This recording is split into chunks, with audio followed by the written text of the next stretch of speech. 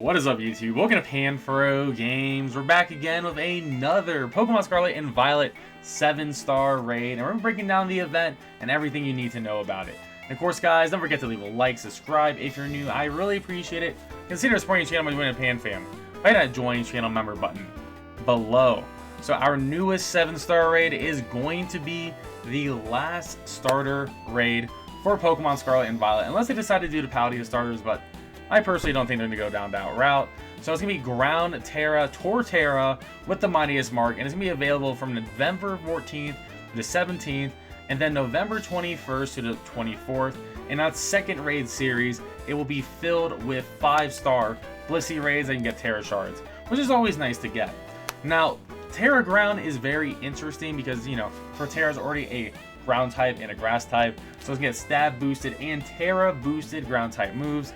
And if you didn't know, ground is one of the best offensive types in Pokemon in general.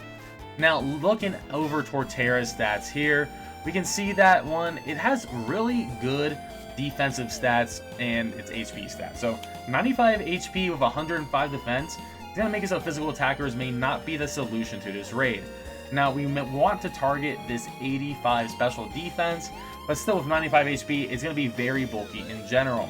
Now, it has 109 physical attack and only 75 special attack, so I do believe it's going to be 100% physical moveset. So that's going to allow us to, you know, hopefully like use Intimidators, which would be really useful to defeat this Pokemon. And is incredibly slow. It has 56 speed, which is going to be really nice if we can find a one-hit or one-turn KO strategy to defeat it, so we can actually outspeed it and destroy it, which would be pretty cool. Now, like all 7-star raids, it will always have its hidden ability, or at least the starters, and Shell Armor is its hidden ability. You don't know what Shell Armor does. It's a pretty good one. It cannot receive critical hits, so there's going to be no Focus Energy builds, no Scope Lens builds to use to defeat this Torterra raid.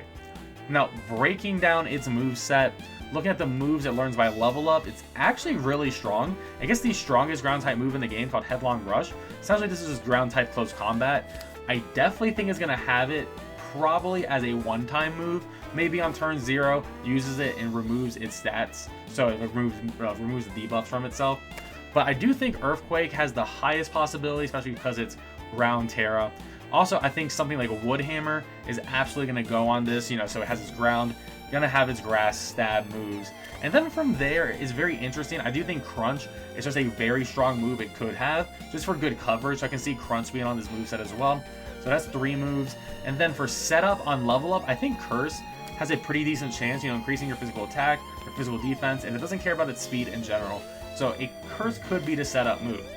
Now, looking at the TM moves, there is a lot of options, and honestly, some of them that stand out to me is like potentially Trailblaze, if it wants to increase its speed, potentially. It also gets something like Rock Slide, and because it is a ground type, you know, we want to bring flying types to be immune to the ground type damage. So I am expecting some sort of rock type move. So it could have Stone Edge, it could have Rock Slide. That would make a lot of sense in general. And, you know, it does some decent coverage too. It could spam Outrage, which would be weird. Zen Headbutt for any fighting types. I mean, Iron Head potentially as well. But I do really think Stone Edge or Rock Slide has the highest chance out of these moves. From the special moves, I don't really think it's going to have any of these, but the setup moves are very scary, right? The things we have to really worry about here is Swords Dance and Iron Defense being the 2 big ones. Once again, Curse is also listed here too, so that's why I'm leaning a little bit towards Curse, because it is by level up and by TM, so that is double the odds there too. But I mean, Swords Dance with 109 attack would be absolutely massive, so we would have to respect that. So Pokemon I would probably recommend just like healing the vibes here. I think something like any type of flying type would be great, just to be immune to the ground, but also resist the grass. So having immunity and resist to the dual stabs will just make the situation a lot better. So maybe like something like a Corviknight could potentially work, and I'm sure there's going to be a bunch of other Pokemon that will eventually work. But I do want to hear in the comment section below what Pokemon you think is going to work in this raid. And I'm going to be building some solo builds tonight. I know I'm on vacation. As you can see, my location is different, but I'll be making some solo builds. Hopefully have that video out later tonight, which would be awesome. We're going to be using the builds, and we're making builds in Pokemon Showdown. So hope to see you then. Anyways, guys, don't forget to leave a like, subscribe if you're new. I really appreciate it, and I'll catch you guys next time. Peace out, and have a good one.